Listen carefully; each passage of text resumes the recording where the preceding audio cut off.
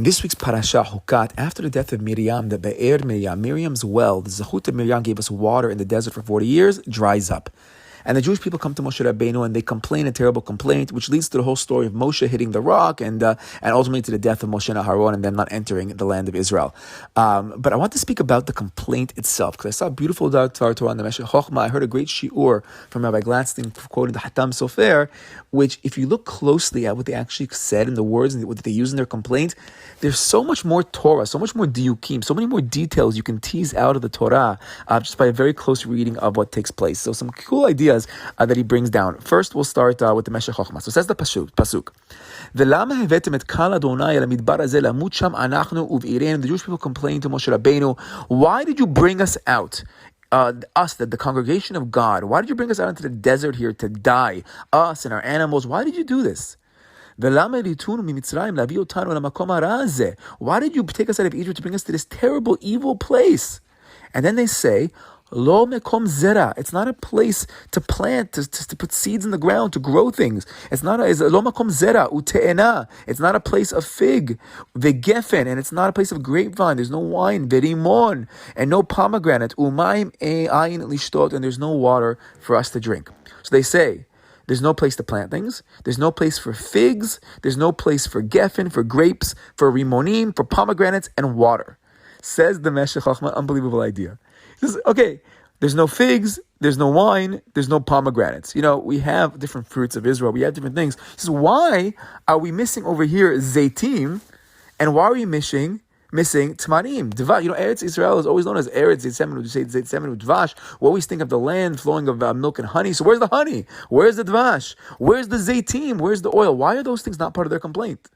So he says an unbelievable idea. He also says when the Meraglim, when they came back as well, and they brought the different fruits that they brought back, they did not bring zaytim or tmarim. They brought back geffen, they brought back grapes, they brought back te'ena, they brought back the figs, but they don't bring honey and they don't bring back oil. Where is the honey? Where is the oil?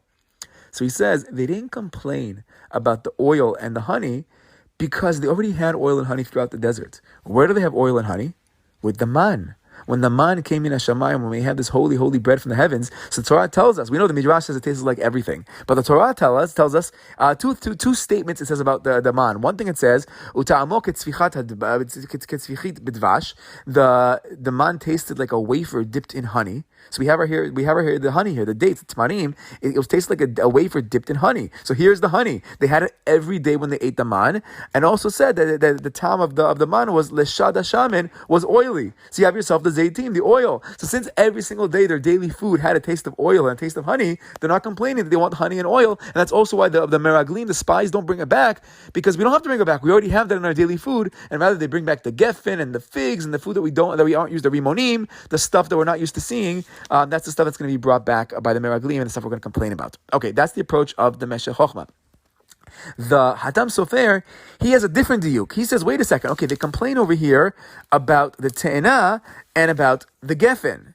But he says, if you look closely, whenever we speak about the land of Israel and the seven fruits of Israel, the te'ena doesn't come before the geffen. The geffen normally comes first. It's an eretz chita u'seora. The geffen u'te'ena v'yamon. The geffen, the grapes, comes before the figs. So how come in our parasha the figs come before the grapes? Doesn't make sense. Isn't the geffen the more hashuv? Isn't that the more worthy of the foods? So he explains as follows. He says no. He says he says, what was so special about the geffen? Why do we love the geffen so much?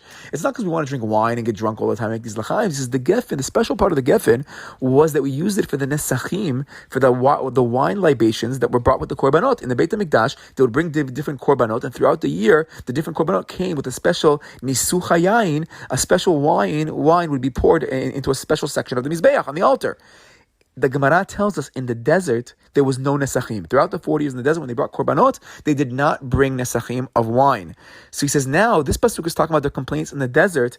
The wine, while it's part of their complaint, is only after the fig, because the wine is no longer as chashuv, but because it's not being used. But when they get to the land of Israel, and we're going to do the korbanot in the Beit HaMikdash with the nesachim, so every time we speak about it in the land of Israel, or referring to the land of Israel, the geffen will come before the te'ena because of the nesachim. So I just thought beautiful. If you look at the complaints, you can see such chokhmah, such diukim from every single word in the pasuk.